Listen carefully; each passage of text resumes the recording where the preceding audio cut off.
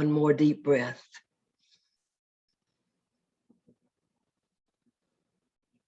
Thank you.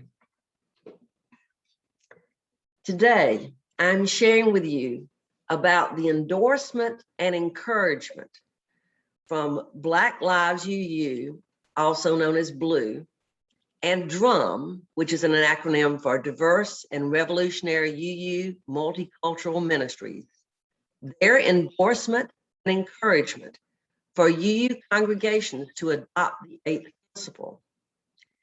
And I'm hoping both the Unitarian Universalist Fellowship of Statesboro and the Unitarian Universalists of Coastal Georgia will vote on this at our annual meetings and move forward positively, along with the growing list of well over 100 congregations, including our neighbor congregation in Savannah, who have answered this call.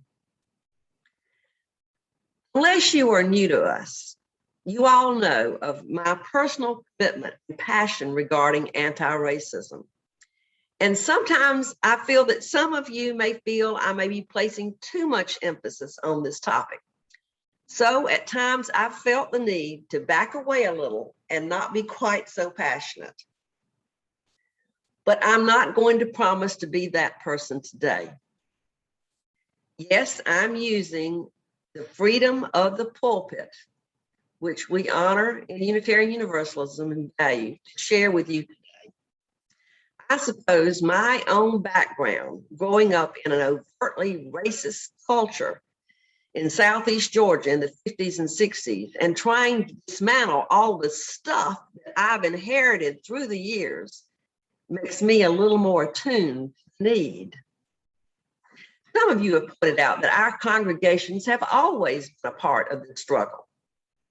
And yes, both the Statesboro and Brunswick congregations were marching in the MLK parades long before other majority white congregations joined in. Well, in reality, I'm not sure they've joined in yet, and we have members in our congregations who are active in the NAACP and in groups like the Love Community in Statesboro and the Abbott Institute in Brunswick. And many of you have personally been doing this work, I know, for a long time. But most of us white folks have addressed this in almost a paternalistic manner of wanting to help Black, Indigenous, and people of color communities, which some now refer to as BIPOC, have the same voting rights, educational opportunities, and more that we have had. That's not a bad thing.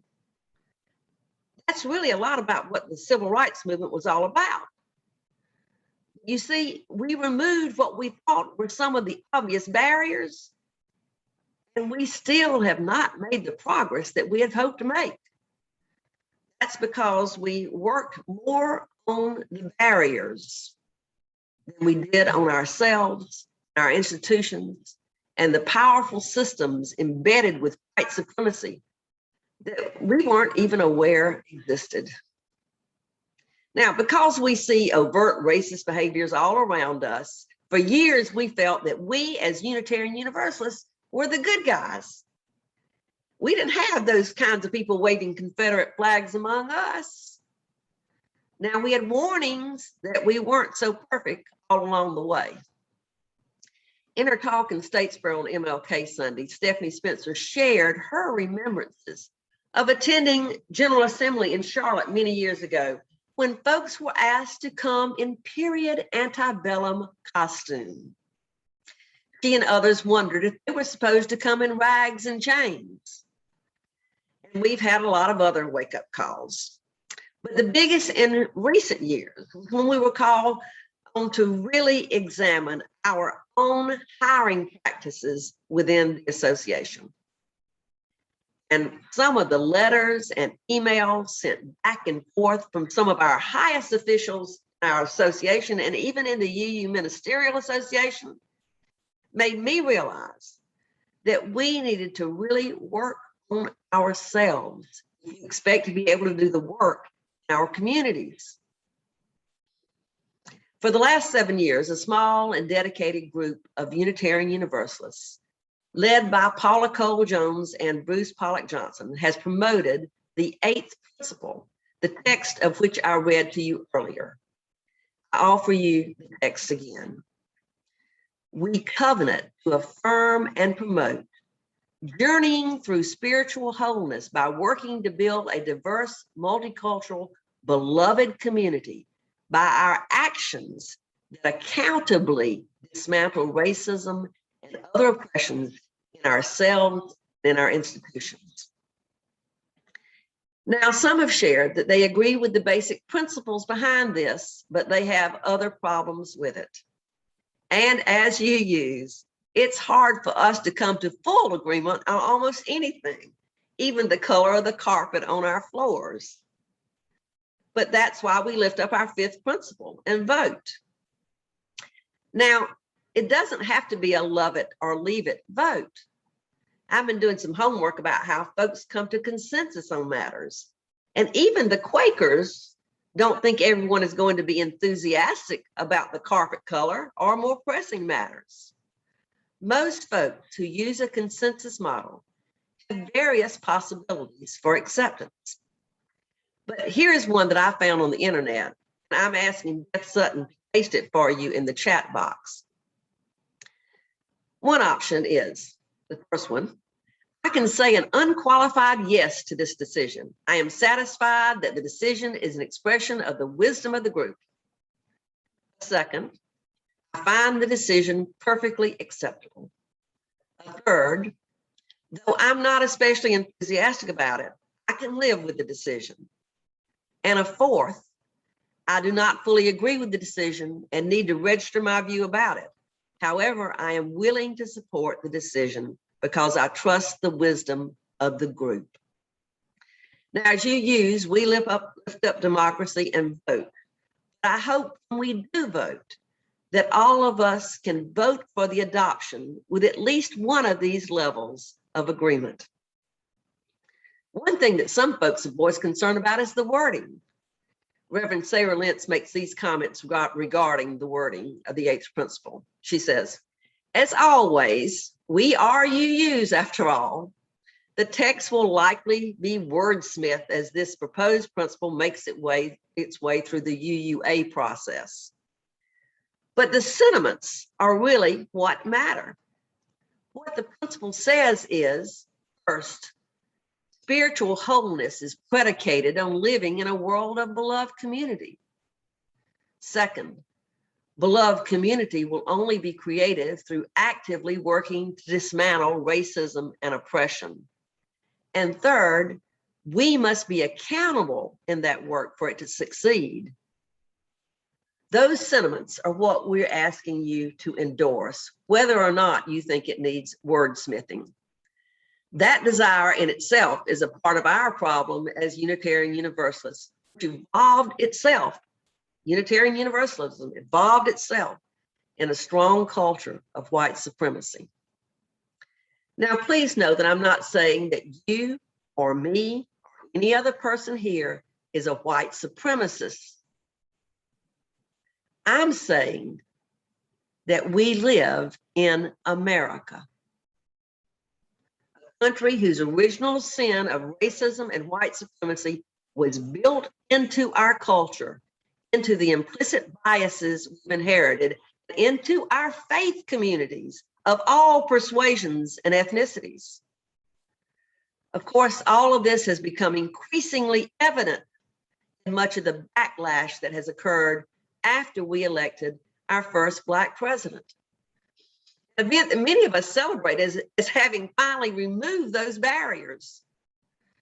What has arisen since is the growth of domestic terrorism, racialized hate groups, increased anti-Semitism, anti-Muslim, anti-Asian, anti-almost everybody, because politicians and even preachers have stoked up the fears of those who feel that their power is being displaced by folks who don't look like them. The blatant acts of the police and others who have been videotaped have called on many of us to hit the streets in protest even in a deadly pandemic. If you are not a little more woke now than you were a few years ago, you've been doing what MLK referred to as sleeping through the revolution. Recently, speaking of trying to also work in the community as well as in our congregations, I've written 3 letters to the editor. The first was to try to provide some explanation of critical race theory so that politicians couldn't use that academic framework as a boogeyman to rile up the far right against efforts by educators, and to share many, as they were trying to share many of the truths of our history and have students think critically about these events. After the first letter was shared in Statesboro and Savannah, yes, I did send this piece to Brunswick, but it was too long for their letters and they wouldn't consider doing an opinion piece as I requested. Anyway, after the letter was published, the Statesboro Herald published another letter signed by 5 or 6 citizens criticizing mine and indicating there was another side to be considered. I attempted to graciously respond to that letter, got another critique, and responded one last time, hopefully. Now, of course, the Herald feels the need to be fair and hear all sides. As Trump said, there are good people on both sides. Well, they may be good, but they are wrong.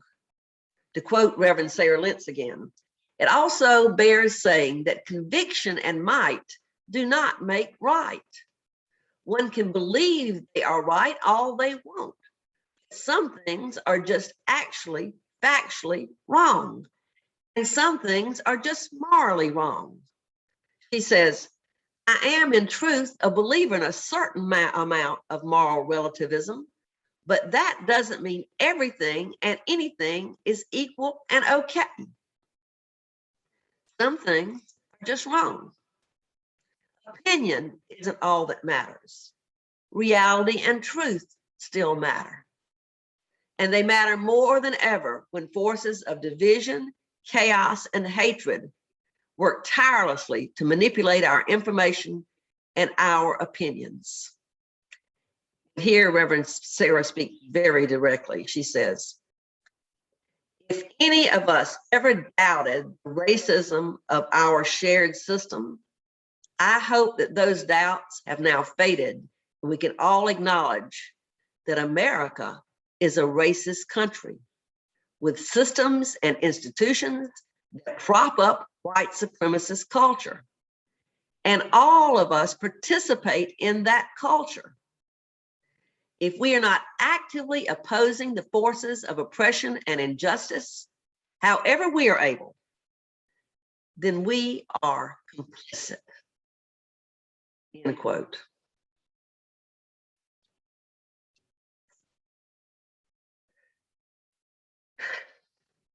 Will passing the adoption of another principle make our congregations better? Not necessarily. But this will call on us to acknowledge that these sentiments are important enough for us to lift up with our other most important shared values. Those sentiments are spiritual wholeness, the beloved community, the need to dismantle racism and other oppressions, and the need for accountability for our actions. So it's not something we just say, it's something we do.